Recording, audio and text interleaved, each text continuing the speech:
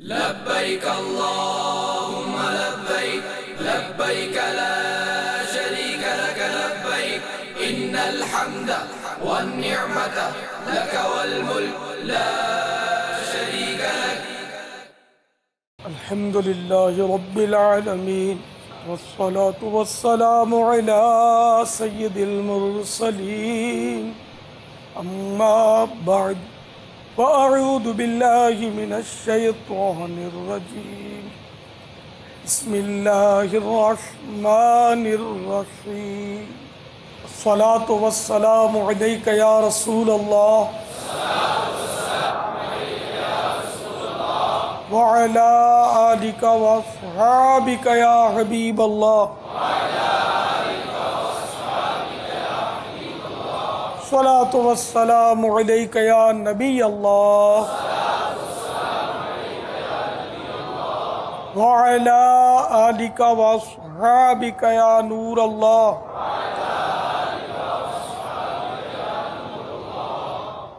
فرمان مصطفیٰ صلی اللہ تعالیٰ علیہ وآلہ وسلم، جس نے مجھ پر 10 مرتبہ صبح اور 10 مرتبہ شام درود پاک پڑھا، اسے قیامت کے دن میری شفاعت ملے گی. صلو علی الحبیب صلی اللہ تعالی علیہ وسلم. اب انشاءاللہ عز و جل ہم عمرے کا طریقہ سیکھیں گے. صلو علی الحبیب صلی اللہ تعالی علیہ وسلم. دیکھیں، یوں تو طواف میں کافی دعائیں پڑھی جاتی ہیں، البتہ افضل دعا درود شریف ہے کہ درود شریف پڑھتا رہے، لیکن بعض دعائیں بھی منقول ہیں، وہ بھی چاہیں تو پڑھ سکتے ہیں. طواف شروع کرنے سے قبل مرد اضطباع کر لیں، یعنی چادر سیدھے ہاتھ کے بغل کے نیچے سے نکال کر اس کے دونوں پلے الٹے کندھے پر اس طرح ڈال لیں کہ سیدھا کندھا کھلا رہے. اب پروانہ وار شمع کعبہ کے گرد طواف کے لیے تیار ہو جائیے. استبائی حالت میں کعبہ شریف کی طرف منہ کیے، حجر اسود کی بائیں یعنی لیفٹ طرف رکن یمانی کی جانب حجر اسود کے قریب اس طرح کھڑے ہو جائیے کہ پورا حجر اسود اب آپ کے سیدھے ہاتھ کی طرف رہے. اب بغیر ہاتھ اٹھائے اس طرح طواف کی نیت کیجیے. اللہم انی ارید طواف بیتک الحرام فیسرہ لی وتقبلہ منی. اللہم انی ارید طواف بیتک الحرام فیسرہ لی وتقبلہ منی. یہ نیت ہے، اس میں دعا بھی شامل ہے. تو یہ نیت اسی وقت کارآمد ہوگی جبکہ دل میں یہ نیت ہو کہ میں طواف کر رہا ہوں. اور یہ ذہن میں رکھیے کہ طواف میں یہ شرط نہیں ہے کہ عمرے کے طواف کی نیت کرے یا فلاں طواف کی نیت کرے، بلکہ جس طواف کا وہ وقت ہوتا ہے نا، وہی طواف مانا جاتا ہے. تو اب عمرے کے لیے احرام باندھا ہوا ہے عمرے کی نیت سے، تو اب یہ طواف جو ہے اس میں مطلقاً طواف کی نیت کی، جب بھی یہ عمرے ہی کا طواف شمار ہوگا. تو اس کا ترجمہ یہ ہے، اے اللہ، میں تیرے محترم گھر کا طواف کرنے کا ارادہ کرتا ہوں، تو اسے میرے لیے آسان فرما دے اور میری جانب سے اسے قبول فرما. آمین. نیت کر لینے کے بعد کعبہ شریف ہی کی طرف منہ کیے، سیدھے ہاتھ کی جانب اتنا چلیے کہ حجر اسود آپ کے عین سامنے ہو جائے، اور یہ معمولی سا سرکنے سے ہو جائے گا. آپ حجر اسود کی عین سیدھ میں آ چکے. اس کی علامت یہ کہ دور ستون میں جو سبز لائٹ لگی ہے وہ آپ کی پیٹھ کے بالکل پیچھے ہو جائے گی. سبحان اللہ، یہ جنت کا وہ خوش نصیب پتھر ہے جسے ہمارے پیارے آقا مکی مدنی مصطفیٰ صلی اللہ تعالی علیہ وآلہ وسلم نے یقیناً چوما ہے. اب دونوں ہاتھ کانوں تک اس طرح اٹھائیے کہ ہتھیلیاں حجر اسود کی طرف رہیں، اس طرح ہے نا، کہ ہتھیلیاں اب حجر اسود کی طرف رہیں. اور اب پڑھیے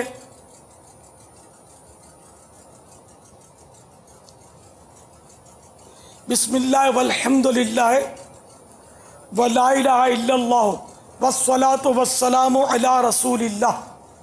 یہ پڑھنے کے بعد آپ یوں کعبے کی طرف اشارہ کیجیے اور اپنے ہاتھوں کو چوم لیجیے. یہ بھی استلام ہے. اب جس کو موقع ہے اور بھیڑ نہیں ہے تو وہ یوں بھی کرے کہ اس طرح ہاتھ اٹھانے کے بجائے وہ کعبہ شریف یعنی حجر اسود کے پاس جا کر وہ اسی طرح دونوں ہاتھ وہاں وہ چاندی کا جو خول ہے وہاں رکھے، اس طرح دعا پڑھے، یہی جو میں نے پڑھی، اور منہ یہ ہونٹ جو ہے وہیں حجر اسود شریف پر رکھ دے اور آواز پیدا نہ ہو اس طرح اس کو چوم لے. یہ سنت میرے آقا صلی اللہ تعالیٰ علیہ وسلم نے ایسا ہی کیا. تو اب موقع نہ ملے تو وہ طریقہ جو پہلے میں نے عرض کیا، چھڑی چھو کر بھی چوم سکتے ہیں، یہ بھی ایک طریقہ ہے. لیکن اب وہاں چھڑی آپ کو اس طرح کرنے بھی نہیں دیں گے اور کرنے کا مشورہ بھی نہیں دوں گا بھیڑ میں، کہ ہو سکتا ہے کسی کے آنکھوں میں لگ جائے. تو وہ سہل طریقہ ہی ہے. تو بھیڑ اتنی ہوتی ہے کہ بھیڑ میں گھسیں گے تو ظاہر ہے خود بھی دبیں گے، کچلیں گے، دوسروں کو بھی آپ کے دھکے لگیں گے، اور یہ قوت کا مظاہرہ کرنے کی جگہ نہیں ہے، بلکہ عاجزی کا مقام ہے. اور شرعاً بھی اس کی اجازت نہیں ہے کہ قصداً جان بوجھ کر لوگوں کو ایذا دی جائے. تو بہرحال اس طرح جب آپ نے بسم اللہ والحمد للہ ولا الہ الا اللہ واللہ اکبر والصلاۃ والسلام علی رسول اللہ یہ پڑھ کر آپ نے ہاتھ چوم لیا اپنے. اب چومنے کے بعد تھوڑا پھر سیدھے ہاتھ کی طرف سر رکھیے، معمولی سا، کہ حجر اسود آپ کے الٹے ہاتھ کی طرف آ جائے. اب مرد کو 3 پھیروں میں اجتباء کرنا ہے، کھلے کندھے کے ساتھ وہ اپنی مٹھیاں بند کر کے کندھے ہلاتے ہوئے چھوٹے چھوٹے قدم رکھتے ہوئے تھوڑا تیز تیز چلنا ہے. لیکن عموماً رمل کرنا یہ شاید لاکھوں میں کسی کو صحیح آتا ہو. میرا یہ اپنا ہندیہ ہے، میں نے دیکھا ہے نا کہ وہ کوئی دوڑ رہا ہوتا ہے، کوئی اس طرح کونیاں مار رہا ہوتا ہے، کسی کو کوئی کچھ کر رہا ہوتا ہے، کوئی یوں پھدک پھدک کر چل رہا ہوتا ہے. تو ہر ایک اپنے اپنے اسٹائل پہ چلتے ہیں. جیسے کہ میں آپ کو دنیاوی مثال دوں، اصل وہ رمل جو سنت ہوا ہے، سنت ہے یہ اس کی یعنی کہ شروع یا وجہ تسمیہ یا جو بولو کہ وہ کیسے ہوا کہ وہ کفار پر اس وقت رعب ڈالا گیا تھا کہ مسلمان اس طرح سرکار صلی اللہ تعالیٰ علیہ وآلہ وسلم کے ساتھ صحابہ کرام اس طرح چلے تھے. تو وہ ادا باقی رہ گئی ہے، رکھی گئی ہے کہ حج کی سارے مناسک جو ہیں وہ اس میں اللہ کے محبوبوں کی ادائیں ہیں.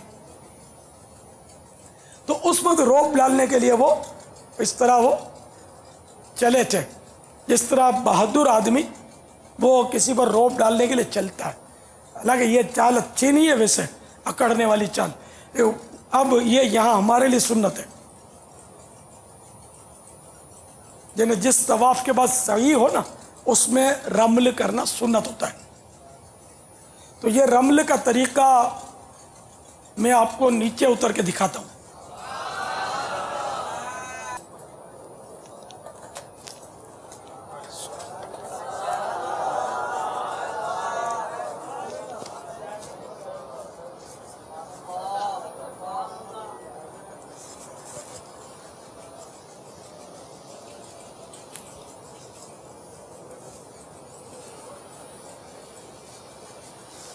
اس میں سیدھا کندھا بھی کھولنا ہے نا.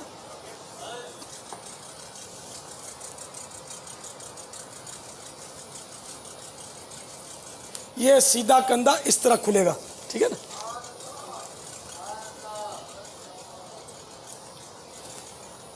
بسم اللہ.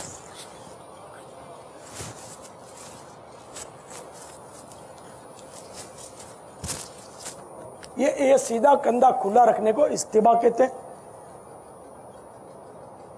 اور یہ اس طواف میں، عمرے کا جو ہم طواف کر رہے ہیں، اس میں سیدھا کندھا اس طرح کھلا رکھنا یہ سنت ہے. اور یہ 7 پھیروں میں کھلا رہے گا. 7 پھیرے جب مکمل ہو گئے تو کندھا ڈھانپ دینا ہے. نماز کھلے کندھے رکھ کر نہیں پڑھنی، نہ ویسے کھلا کندھا رکھ کر گھومنا ہے، ٹھیک ہے نا. اب یہ غلط طریقے جو میں نے محسوس کیے ہیں وہ اس طرح ہوتے ہیں کہ بعض تو باقاعدہ بے تحاشا دوڑ رہے ہوتے ہیں. وہ تو میں دکھاؤں گا بھی نہیں کہ اتنا اسپیس ہی نہیں ہے. بعض نے اکثر بیچارے یوں کر رہے ہوتے ہیں، ظاہر ہے اس طرح، یعنی کہ میں یہ کہ کسی کو تڑی دینی ہو عام ہمارے الفاظ میں، تو اس کو کیا اس طرح تڑی تھوڑی دیتے ہیں، یوں کر کے تڑی دیتے ہیں نا. تو یہ اس وقت کافروں پر روب ڈالا گیا تھا، اس ادا کو باقی رکھا گیا.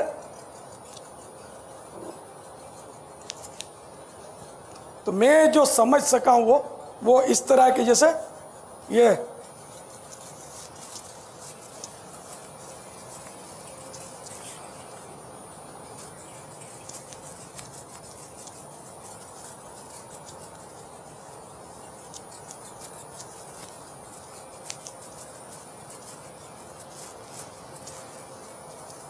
تو اس طرح چھوٹے چھوٹے قدم اور مٹھیاں بند کر کے جیسے کسی کو وہ روب ڈالنا ہے، اس انداز پہ چلنا ہے رمل میں.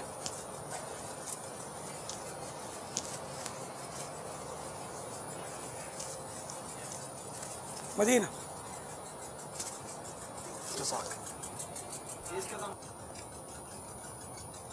تو اب میں یہ طریقہ آپ کو رفیق الحرام میں سے پڑھتا ہوں، ضرورتاً اس کی کچھ وضاحت بھی کروں گا.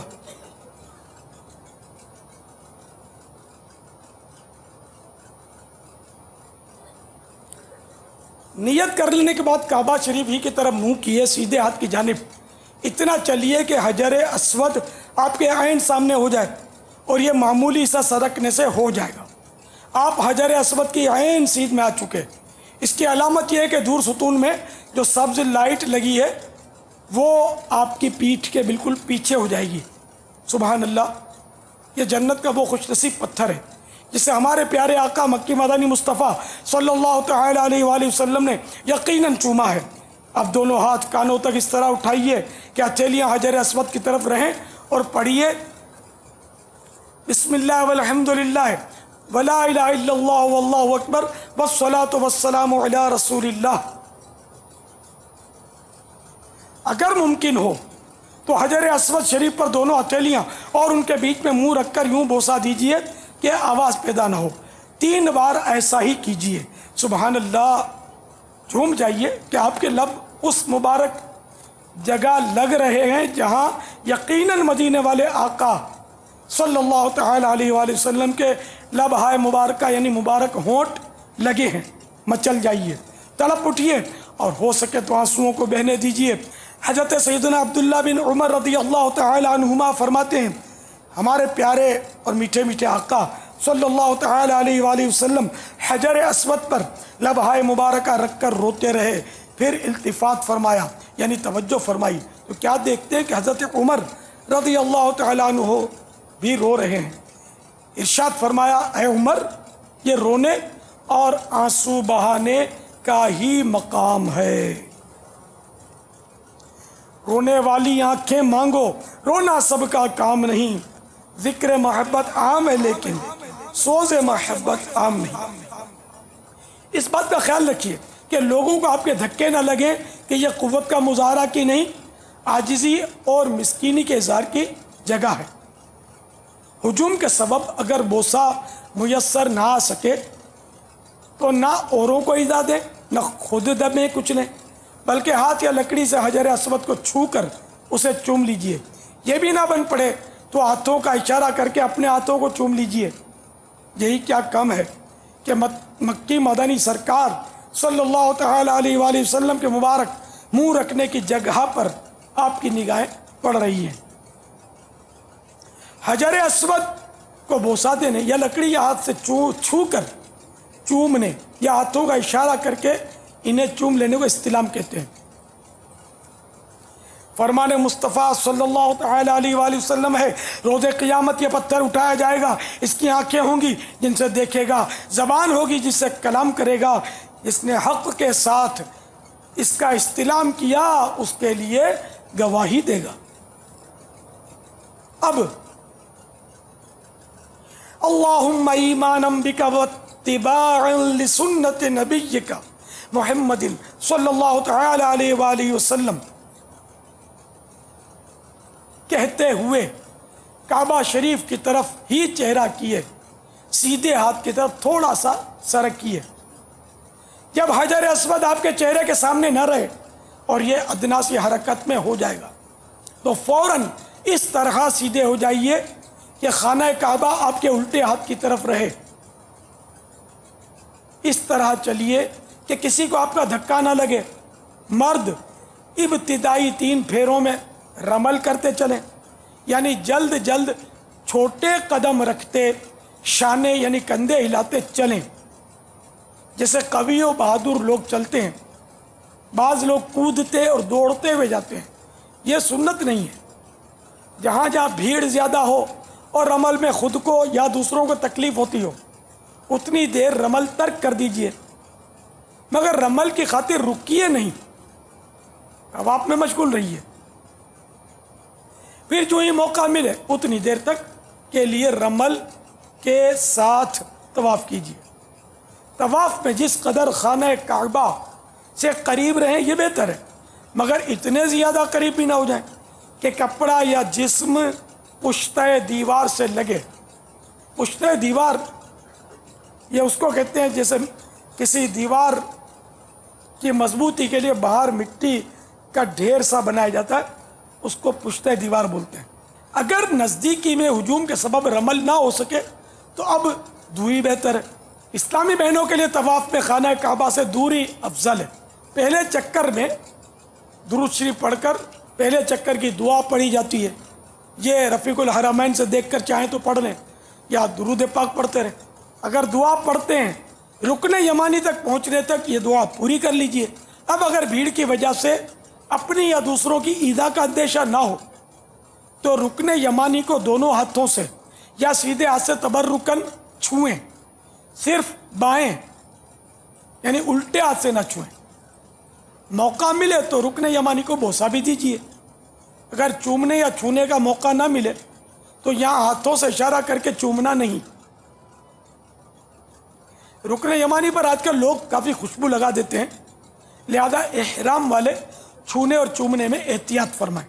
اب آپ کعبہ مشرفہ کے 3 کونوں کا طواف پورا کر کے 4تھے کونے رکن اسود کی طرف بڑھ رہے ہیں۔ رکن یمانی اور رکن اسود کی درمیانی دیوار کو مستجاب کہتے ہیں۔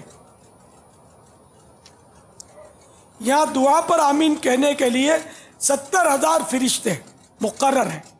آپ جو چاہیں اپنی زبان میں اپنے لیے اور تمام مسلمانوں کے لیے دعا مانگیے، یا سب کی نیت سے اور مجھ گناہگار سگے مدینہ عفی عنہ کی بھی نیت شامل کر کے 1 مرتبہ درود پاک پڑھ لیجئے۔ نیز یہ قرآنی دعا بھی پڑھ لیجئے، ربنا آتنا فی الدنیا حسنۃ وفی الآخرۃ حسنۃ وقنا عذاب النار۔ اے لیجئے اب آپ حجر اسود کے قریب آپ پہنچے، یہاں آپ کا 1 چکر پورا ہوا۔ لوگ یہاں ایک دوسرے کی دیکھا دیکھی دور ہی دور سے ہاتھ لہراتے ہوئے گزر رہے ہوتے ہیں۔ ایسا کرنا ہرگز سنت نہیں۔ آپ حسب سابق یعنی پہلے کی طرح روبہ قبلہ حجر اسود کی طرف منہ کر لیجئے۔ اب نیت کی ضرورت نہیں کہ وہ تو شروع میں ہو چکی۔ اب دوسرا چکر شروع کرنے کے لیے پہلے ہی کی طرح دونوں ہاتھ کانوں تک اٹھا کر یہ دعا بسم اللہ والحمد للہ واللہ اکبر والصلاۃ والسلام علی رسول اللہ پڑھ کر استلام کیجئے۔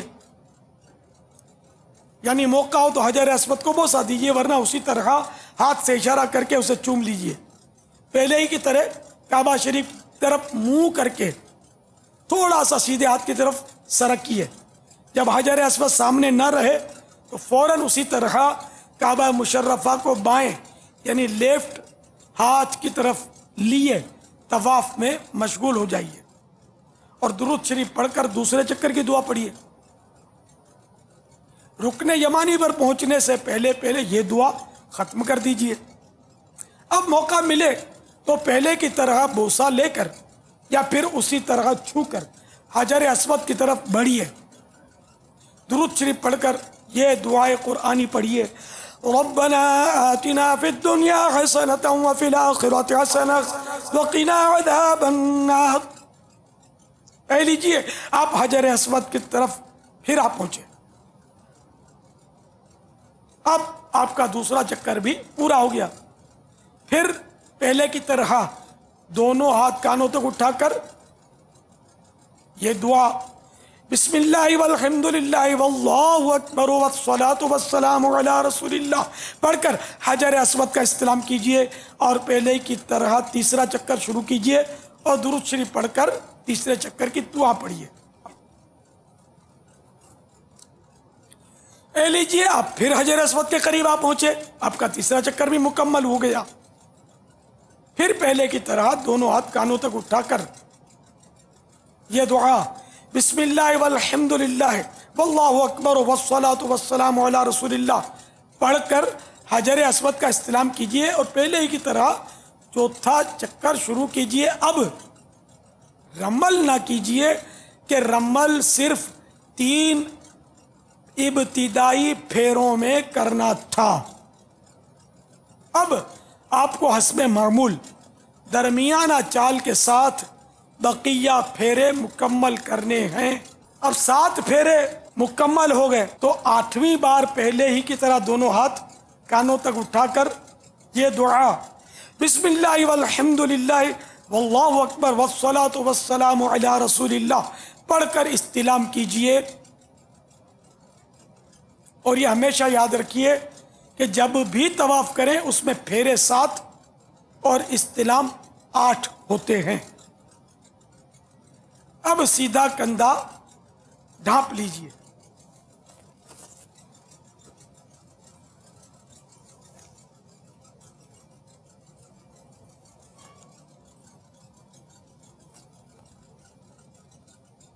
اور مقام ابراہیم پر آ کر پارہ اول سورۃ البقرہ کی یہ آیت مقدسہ پڑھیے وَاتَّخِذُوا مِن مَّقَامِ إِبْرَاهِيمَ مُصَلًّى، ترجمہ کنز ایمان، اور ابراہیم کے کھڑے ہونے کی جگہ کو نماز کا مقام بناؤ۔ اب مقام ابراہیم کے قریب جگہ ملے تو بہتر، ورنہ مسجد حرام میں جہاں بھی جگہ ملے اگر وقت مکروہ نہ ہو تو 2 رکعت نماز طواف ادا کیجئے۔ پہلی رکعت میں سورۃ الفاتحہ کے بعد قل یا ایھا الکافرون اور دوسری میں قل ھو اللہ احد سورت پڑھیے۔ یہ نماز واجب ہے، اور کوئی مجبوری نہ ہو تو طواف کے بعد فوراً پڑھنا سنت ہے۔ اکثر لوگ کندھا کھلا رکھ کر نماز پڑھتے ہیں، یہ مکروہ ہے۔ استباعت یعنی کندھا کھلا رکھنا صرف اس طواف کے 7 پھیروں میں ہے جس کے بعد صفا مروہ کی سعی ہوتی ہے۔ اگر وقت مکروہ داخل ہو گیا تو بعد میں یہ 2 رکعتیں پڑھیے، اور یاد رکھیے اس نماز کا پڑھنا لازم ہے۔ مقام ابراہیم پر 2 رکعت ادا کر کے دعا مانگیے۔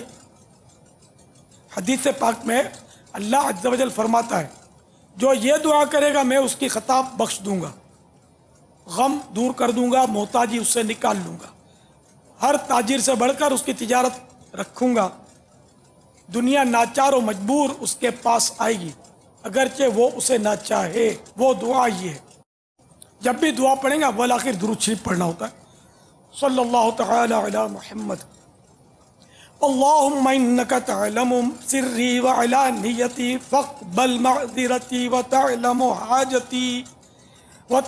حاجتی فاعطنی سؤلی وتعلم ما فی نفسی فاغفر لی ذنوبی اللہم انی اسألک ایمانا یباشر قلبی ویقینا صادقا حتی اعلم انه لا یصیبنی الا ما كتبت لی ورغدا من المعیشت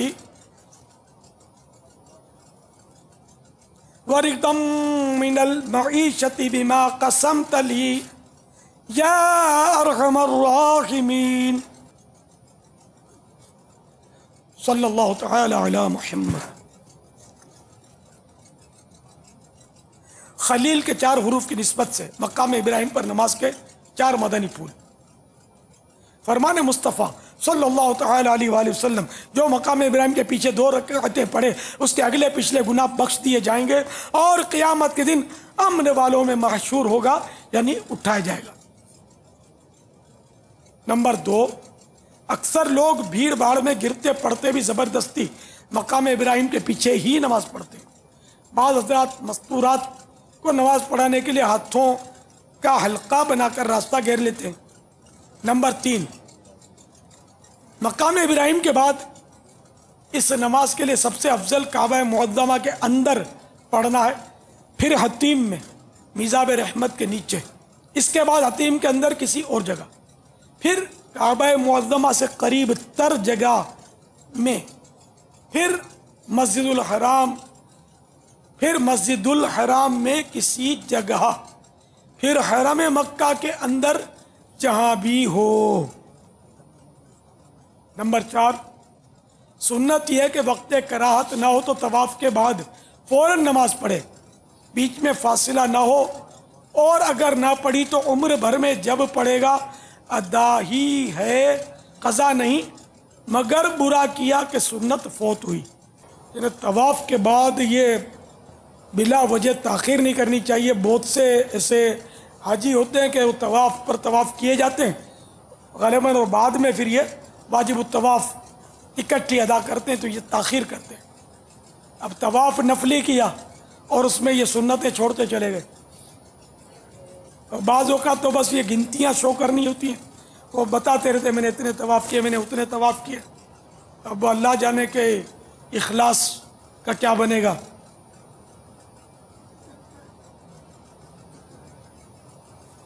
تو خشوع اور خضوع کے ساتھ سنتوں کی رعایت کرتے ہوئے صرف بھلے ایک طواف کرے، نہ کرے سنت کے مطابق، اور مطلب یہ کہ خالی اس کی گنتیاں بڑھائے جانا اور سب کو دکھاتے چلے جانا اور سنتیں چھوڑتے چلے جانا، یہ کوئی اچھا طریقہ نہیں ہے۔ صلو علی الحبیب صلی اللہ تعالی علیہ وسلم۔ نماز طواف و دعا سے فارغ ہو کر ملتزم کی حاضری مستحب ہے، ملتزم سے لپٹ جائیے۔ دروازہ کعبہ اور حجر اسود کے درمیانی حصے کو ملتزم کہتے ہیں۔ اس میں دروازہ کعبہ شامل نہیں۔ ملتزم سے کبھی سینہ لگائیے تو کبھی پیٹ، اس پر کبھی دایاں رخسار تو کبھی بایاں، کبھی سیدھا، یہ رخسار گال کو بولتے ہیں، کبھی یوں کبھی یوں، کبھی دایاں رخسار تو کبھی بایاں رخسار، اور دونوں ہاتھ سر سے اونچے کر کے دیوار مقدس پر پھیلائیے، یا سیدھا ہاتھ دروازہ کعبہ کی طرف اور الٹا ہاتھ حجر اسود کی طرف پھیلائیے۔ خوب آنسو بہائیے اور نہایت ہی عاجزی کے ساتھ گڑ گڑا کر اپنے پاک پروردگار عز و جل سے اپنے لیے اور تمام امت کے لیے اپنی زبان میں دعا مانگیے کہ مقام قبول ہے۔ یہاں کی ایک دعا یہ ہے، یا واجد یا ماجد لا تزل عنی نعمتا انعمتها علی۔ حدیث میں فرمایا، جب میں چاہتا ہوں جبریل کو دیکھتا ہوں کہ ملتزم سے لپٹے ہوئے یہ دعا کر رہے ہیں۔ ایک اور بھی طویل دعا رفیق الحرمین میں لکھی ہے، ہو سکے تو یہ بھی پڑھ لیجئے اول آخر درود و سلام کے ساتھ۔ ایک طواف کا اہم مسئلہ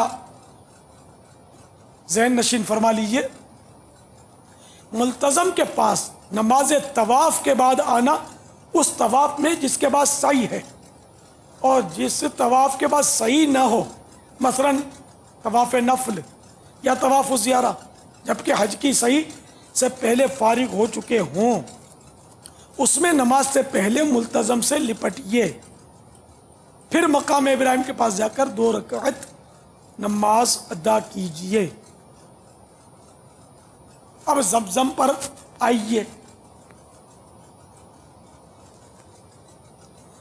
باب الکعبہ، کعبے کے سونے کے دروازے کے سامنے والی سیدھ میں دور رکھے ہوئے آب زمزم شریف کے کولروں پر تشریف لائیے، اور یاد رہے مسجد میں آب زمزم پیتے وقت اعتکاف کی نیت موجود ہونا ضروری ہے۔ قبلہ رو کھڑے کھڑے 3 سانس میں خوب پیٹ بھر کر پئیں۔ فرمان مصطفیٰ صلی اللہ تعالی علیہ وآلہ وسلم ہے، ہمارے اور منافقین کے درمیان فرق یہ ہے کہ وہ زمزم پیٹ بھر کر نہیں پیتے۔ ہر بار بسم اللہ سے شروع کیجئے اور پینے کے بعد الحمدللہ کہیے۔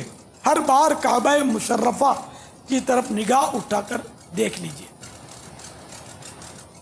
باقی پانی جسم پر ڈالیے، منہ، سر اور بدن پر اس سے مسح کر لیجئے، مگر یہ احتیاط رکھیے کوئی قطرہ زمین پر نہ گرے۔ پیتے وقت دعا کیجئے کہ قبول ہے۔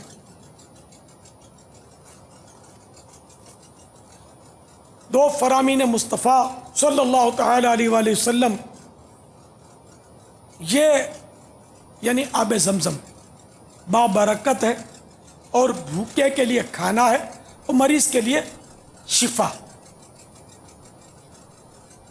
نمبر 2، زمزم جس مراد سے پیا جائے اسی کے لیے، یہ زمزم اس لیے ہے جس لیے اس کو پیے کوئی۔ یہ زمزم اس لیے ہے جس لیے اس کو پیے کوئی، اسی زمزم میں جنت ہے، اسی زمزم میں کوثر ہے، اسی زمزم میں جنت ہے، اسی زمزم میں کوثر ہے۔ لبیک اللہم لبیک، لبیک لا شریک لک لبیک، ان الحمد والنعمت لک والملک لا